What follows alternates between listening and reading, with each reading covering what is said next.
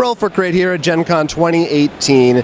You may know Paradox Interactive from their video game titles on Steam, but they are coming out with a couple of adaptations of those games as tabletop games, and they have actually entrusted these to a couple of different developers, Free League Publishing as well as Aegir Games, and those two respectively are Crusader Kings and Europa Universalis. And we got a chance to sit down and kind of get an overview, play a couple of rounds of both of these games, see what they're like. So we'll start with Crusader Kings. Both games have kind of this, European history, 1700s, 1800s, different time periods, kind of, medieval royalty, nobility, as well as kind of themes of relationships, but they're pretty different. Right. We'll start first, as you said, with the Crusader Kings. In that one, you focus a lot more on sort of the family kingdoms, because you start as a ruler, and then you can get married to get a spouse and get children who could succeed you, and so on and so forth. But one of the things interesting is your ruler starts with 4 traits. So it could be 2 of them are good and 2 of them are bad, per se, for the Czechs. And they are things like brave, ambitious, cruel. I was gluttonous, right, and attractive. But what's interesting about whether they're good or bad, for Czechs, usually if you pull red ones, usually fail, green for good. But certain words, whether they're good or bad, could be success. For example, cruel is actually very good. It's a critical success on a war action, which is really interesting. When something like attractive, obviously, is success for trying to find a marriage proposal. Yeah, so you pull them out of the bag each time you do it, and you can also pay money to pull more to increase your odds of getting the trait that you want. And sometimes, when you have a kid, they will have a trait, or when you get married, they will have a trait. So you can add more to your bag as the game goes on. Right, and for example, the marriage, there are people with bad traits or good traits, and if you marry someone with a bad trait, there's no test, they'll marry you right away, no question. But if it has a good trait, you do have to check it, so it's an interesting sort of balance. Like, if you are going military and you see a marriage proposal with cruelty on it, maybe you'll just take that anyways, because you're going to be much more of a warring kind of state. Yeah, but so the centerpiece of the game is a map where you have different people in different provinces or regions, and you're trying to get control of that area. So each turn you're playing different actions to try to help you. You can build up your army, you can invade other territories, for instance. Right, and build castles and many things like that. Mm-hmm. But each thing has also a sort of special action, like in the video games. Most of them are unique, except for childbirth, because you want a lot of people to have children. And these things could affect you or the person to your left, and some are good or bad. For example, I played a card that made it so the person to my left had the choice to either pay a troop to get a good trait, or not pay them and get the ignorant trait. Yeah, and I had a card that let the person to my left have a child. Right. So that, there can be a lot of interactions, and you have to think about what are they doing, how is this going to affect them. But this was, this had the core of kind of a Euro game, but as they mentioned, they really wanted to give it more of a narrative, story-driven RPG element to it almost. And I think that really came through, and it was just really funny just to have those in moments where, I was able to marry this person because I'm attractive, or I failed to because I was too cruel. Things like that come into play, that as well as the card text that give it some flavor that I thought was really interesting. Yeah, I really do love the trait mechanic system and sort of the pass-fail, especially since it's not just a simple pass-fail, the words matter. Mm-hmm. As we said before, like for example with Cruel. But another thing I really do like is the cards we played, which the events could give to ourselves or other people, remind me a lot of sort of the crossroads we see from Plaid Hat, because there were some, for example, I had that played that would affect my opponent, but only if they were married, because it would mean their wife died in childbirth.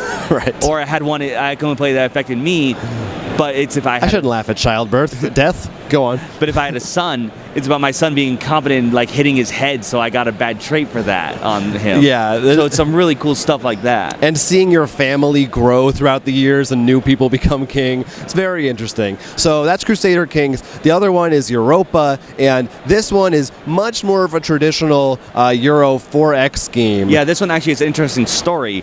This is based on a video game, which was based off a board game. So we've gone full circle. Yeah. But that board game used to last over like 10 hours, they said, and the video game is just as long. Yeah, this new one is much more streamlined. You probably just play it in like maybe 2 to 4 hours, depending on what you're doing. And you've got a map of Europe, as well as other areas. I think the whole world is represented on there in some way. Europe is the main focus, but you could visit through exploration. You have to actually build up not pacifism, a different trait, which I'm totally blanking on, which I'll get to. But in essence, you have to like learn to the idea of like, yeah, let's sail across the ocean to explore. Right. So then to build up province there. And what's interesting, this is a lot of influence building, but only so much influence, but you can get advantages by marrying in there, so you can get more influence that way, or you can make claims, as you know, many times when these countries are like, I claim this is mine.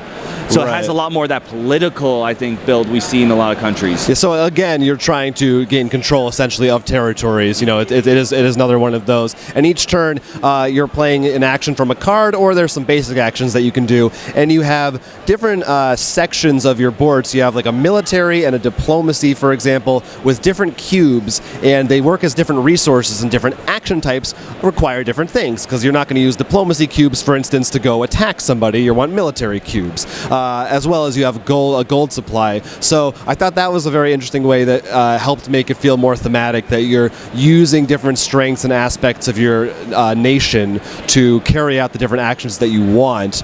And you did a little bit more combat than I did in our game. I did, and you do have to actually hire military in just different kinds of units and stuff. And you actually, another thing that I do love about both these games is the cards you have also could be military leaders or advisors, which give you bonuses if you hire them. So then I joined, this is one of those games that's long enough, so we sort of joined halfway through a game. And I was playing as France, whoever played before me definitely made it so I was probably going to go on the offensive. So that's why I played more on a attack side. So it becomes very interesting because I already had an army build up and deciding to go after someone, and then because I could have a much larger army already, and because I had attacked military advisors, and it was nice that no cards had multi-purpose things. Yeah, I like that too. And combat essentially boils down to dice rolls, but of course there's mitigating factors in your armies and cards you maybe play.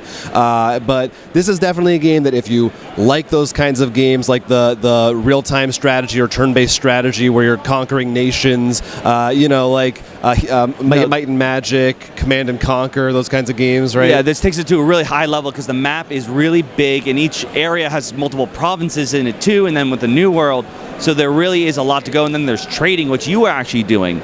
Right. Which I didn't really feel, because I went straight war.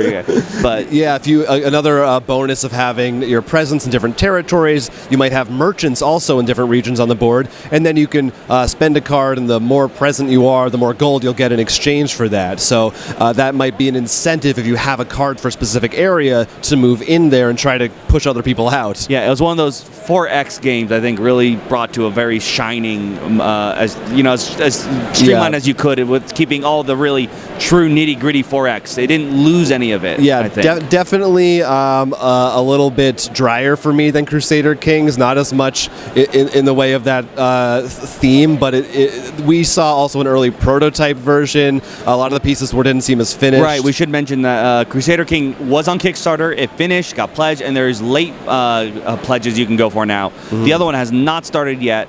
I think the problem with that would help with you on that is because we did start mid-game. I mean, it's one of those games when the 4X, you sort of like, when you know your strategy, you feel better when you're starting from the beginning. I mean, I'll be honest, 4X, the really deep kinds usually aren't my jam that much anyway, but it's clear that if you are into that, this game will deliver those goods for you. Yeah, this one really, because there's so many areas that you had to think on so many fronts, which made it interesting. So, Crusader Kings and Europa Universalis, and if you have played either of those video games, I'd be interested to hear from you. Leave a comment below if you're excited for what you'd like to see them do, for instance.